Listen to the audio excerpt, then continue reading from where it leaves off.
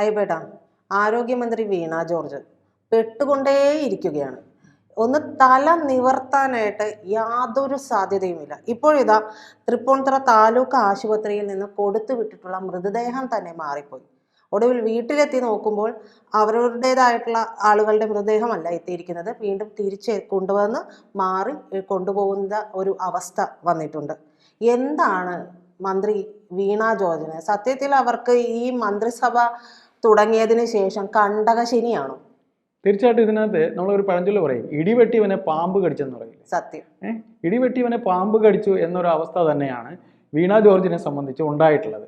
കാര്യം, വീണ ജോർജ് എന്ന CPM എന്ന പാർട്ടിയുടെ പത്തനംതിട്ടയുള്ള സ്ഥാനാർത്ഥി, മുൻ മാധ്യമ പ്രവർത്തക, അവരെ സംബന്ധിച്ച് അവർക്ക് കിട്ടിയൊരു ലോട്ടറിയാണ് എന്ന് തന്നെ ഈ മന്ത്രിപദത്തെ പറയാം.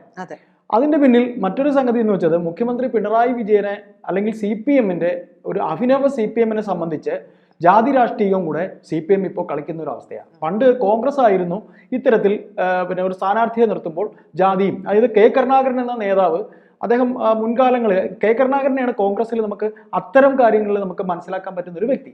അതിന് ഉദാഹരണം പെട്ടെന്ന് പറയുകയാണെങ്കിൽ, ഞാൻ വിഷയം മാറിപ്പോകുന്നതല്ല, തിരുവനന്തപുരത്ത് A ചാൾസ് എന്ന് പറഞ്ഞൊരു ലോകസഭയിലേക്ക് ഒരു സ്ഥാനാർത്ഥിയെ നിർത്തുന്നത് മുതൽ, VS ശിവകുമാർ എന്ന ഒരു ചെറുപ്പക്കാരനായ കോൺഗ്രസ്സുകാരനായ സ്ഥാനാർത്ഥിയെ നിർത്തുന്നത് മുതൽ, K കരുണാകരൻ എന്ന നേതാവിൻ്റെ ഒരു ജാതി സമവാക്യങ്ങൾ കണ്ടുകൊണ്ട് അവിടേക്ക് അങ്ങനെ ഒരു സ്ഥാനാർത്ഥിയെ കൊണ്ടുവന്ന് നിർത്തുന്നതിലുള്ള മികവ്, ആ ഒരു സ്റ്റൈലിലേക്കാണ് കോൺഗ്രസ് കാണിച്ച അതേ സ്റ്റൈലിലേക്കാണ് CPM പോയത്.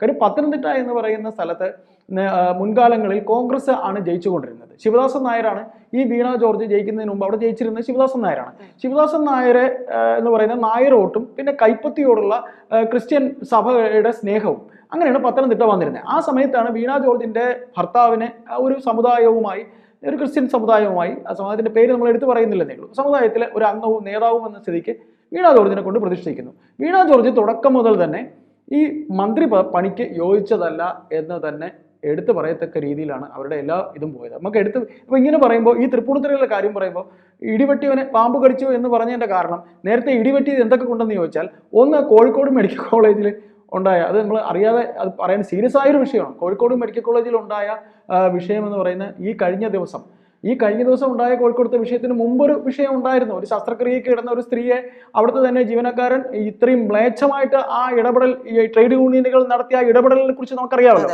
അത് ഞാൻ ഒന്നുകൂടി വിസ്തരിക്കാത്തത്, അത് പറയാൻ കഴിഞ്ഞൊരു കഥയാണ്. ഈ കഴിഞ്ഞ ദിവസം കോഴിക്കോട് ഉണ്ടായത് അതിദാരുണമായ ഒരു വിഷയമാണ്. 5 പേരാണ് മരിക്കുന്നത്.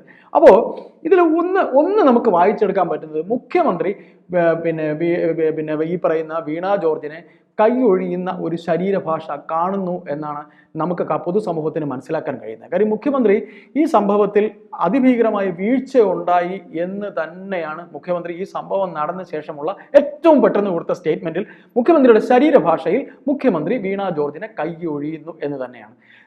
രണ്ടാമത്, ഈ പറയുന്ന പേവിഷബാധ ഉണ്ടായിട്ട് കൊല്ലത്തൊരു കുട്ടി മരണം, പിന്നെ അതുപോലെ തന്നെ മലപ്പുറത്ത് പേവിഷബാധയുണ്ടായി ഒരു കൊച്ചുകുട്ടിയെയും കൊണ്ട് അവർ ആശുപത്രി ചെല്ലുമ്പോൾ, കോഴിക്കോട് ആശുപത്രി ചെല്ലുമ്പോൾ അവർ പറയുന്ന ഈ ഡോക്ടേഴ്സിന്റെ ഒക്കെ ഒരു വിശദീകരണം എന്ന് പറഞ്ഞാൽ, ഒരു മാനുഷികതയുടെ അംശം ഈ പറയുന്ന ഡോക്ടേഴ്സിന് ഇല്ല എന്നുള്ള കാര്യം അവരുടെ ആ ഒരു അവരുടെ വിശദീകരണ യോഗമൊക്കെ നമുക്ക് കാണുമ്പോൾ ഒരു സാധാരണക്കാരന് മനസ്സിലാക്കാൻ അധികം ബുദ്ധിയുടെ ആവശ്യമൊന്നുമില്ല.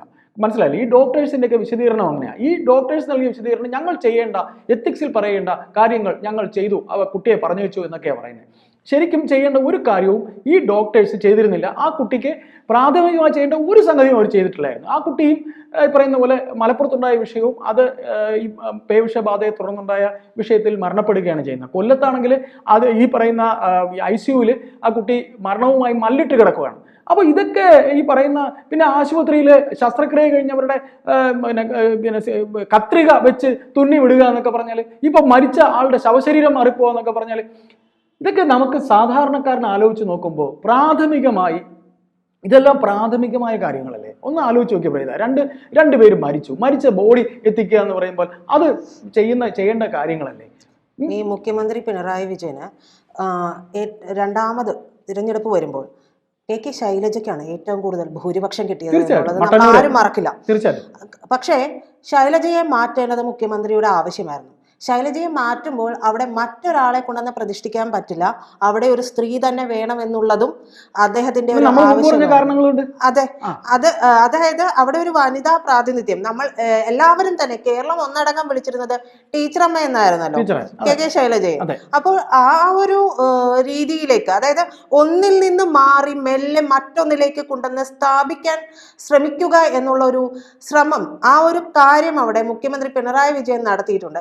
അപ്പോൾ ഈ പറയുന്ന ജാതി സമവാക്യങ്ങളും സഭാ വോട്ടും എല്ലാം ലക്ഷ്യമിട്ട് തന്നെയാണ് വീണ ജോർജിനെ അവിടെ സ്ഥാപിച്ചത്. പക്ഷേ വീണ ജോർജിനെ സ്ഥാപിച്ചത് മുതൽ മുഖ്യമന്ത്രിയുടെ മുഖത്തിട്ട് അടി കിട്ടുന്നതല്ലാതെ മറ്റൊന്നും സംഭവിക്കുന്നില്ല. അതായത് ഒരിക്കലും എന്താ പറയാ, മുന്നേ പോയ ഒരാളുടെ പാത പിന്തുടരാനായിട്ട് വീണ ജോർജിനെ പോലെ ഒരു എന്താ പറയാ തീർത്തും കഴിവുകെട്ട ഒരു മന്ത്രി എന്ന് തന്നെ നമുക്ക് പറയേണ്ടി വരും. അത്തരത്തിൽ വന്ന ചുമതല ഏറ്റെടുത്തിട്ട്, ചേട്ടന് ഓർമ്മയുണ്ടാവും, അവർക്ക് ഏറ്റവും ഇഷ്ടമുള്ള വാക്ക് ഏതാണെന്ന് നമുക്ക് ഒറ്റ നോട്ടത്തിൽ നോക്കിയാൽ മനസ്സിലാവും. ഏതാണെന്നറിയാമോ? പരിശോധിക്കാം.